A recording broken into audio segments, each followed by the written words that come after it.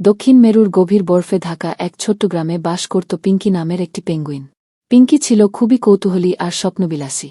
অন্য পেঙ্গুইনরা যখন বরফে খেলে আর মাছ ধরে সময় কাটাত, তখন পিঙ্কি দারুণ কল্পনা করত।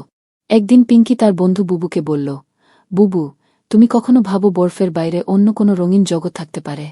বুবু হেসে বলল, রঙিন জগৎ? এটা কি আবার? সাদা বরফ আর নীল আকাশের চেয়ে সুন্দর কিছু কি আর হতে পারে? কিন্তু পিঙ্কির মন মানতে চায় না। সে শুনেছিল মানুষের জাহাজ থেকে আসা কিছু গল্প। সেসব গল্পে নাকি সবুজ গাছ, হলুদ সূর্যমুখী ফুল আর রঙিন পাখিদের কথা বলা হয়েছিল। আমি একদিন ওই রঙিন জগৎ দেখতে যাব, পিঙ্কি ধিতার সঙ্গে বলল। একদিন সাহসী পিঙ্কি বরফের রাজ্য ছাড়ার সিদ্ধান্ত নিল। বন্ধুদের বিদায় জানিয়ে সে শুরু করল তার রঙিন স্বপ্নের যাত্রা। তবে এই পথে তাকে অনেক চ্যালেঞ্জ মোকাবিলা করতে হবে, সেটা পিঙ্কি জানত। যাত্রার প্রথম দিনেই সে দেখল বিশাল এক তুষারঝড়। পিঙ্কি বুঝতে পারল এ যাত্রা সহজ হবে না। কিন্তু সে ভয় পায়নি। নিজের মনে বলল, যদি স্নোফ্লেক এত সুন্দর হয়, তাহলে রঙিন জগৎ তো আরও অসাধারণ হবে। সমুদ্রের ওপারে তুষারঝড় পেরিয়ে পিঙ্কি পৌঁছাল সমুদ্রের ধারে। সেখানে তার দেখা হল শ্যাম নামের একটি সামুদ্রিক কচ্ছপের সঙ্গে। শ্যাম জিজ্ঞেস করল, তুমি এত ছোট আর একা, কোথায় যাচ্ছ? পিঙ্কি উত্তেজিতভাবে বলল, আমি বরফের বাইরে রঙিন জগৎ দেখতে চাই। তুমি কি জানো সে জগৎ কোথায়? শ্যাম হেসে বলল, আমি জানি।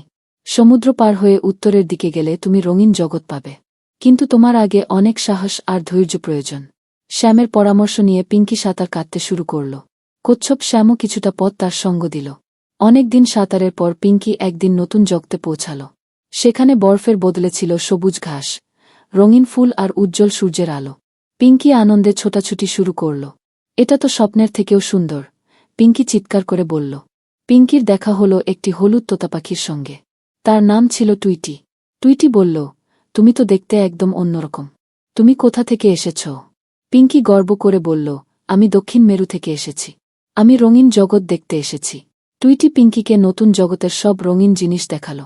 সে জানালো লাল গোলাপের সৌন্দর্য, নীল নদীর জলের শীতলতা আর রঙিন প্রজাপতিদের মজা। কিন্তু পিঙ্কি একটু মন খারাপ করল। আমার বরফের রাজ্যেও যদি এমন রঙিন জগৎ থাকত। টুইটি হেসে বলল, পিঙ্কি, প্রত্যেক জায়গার নিজস্ব সৌন্দর্য আছে। তোমার বরফের রাজ্যও অনন্য। তুমি যখন ফিরে যাবে, তোমার বন্ধুদের এসব গল্প শোনাবে। তারা জানবে যে পৃথিবী কত সুন্দর।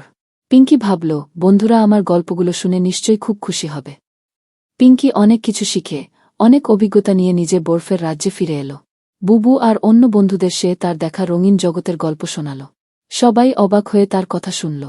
আর তখন পিঙ্কি বুঝল, তার সাহসের কারণেই সে এত কিছু দেখতে পেরেছে। পিঙ্কি ভাবল, আমাদের স্বপ্ন যদি সত্যি করার সাহস থাকে, তাহলে আমরা নতুন নতুন জগৎ আবিষ্কার করতে পারব। আর এভাবেই পিঙ্কি শুধু নিজে শিখল না, বরং তার বন্ধুরাও জানল পৃথিবীর রঙিন সৌন্দর্যের কথা।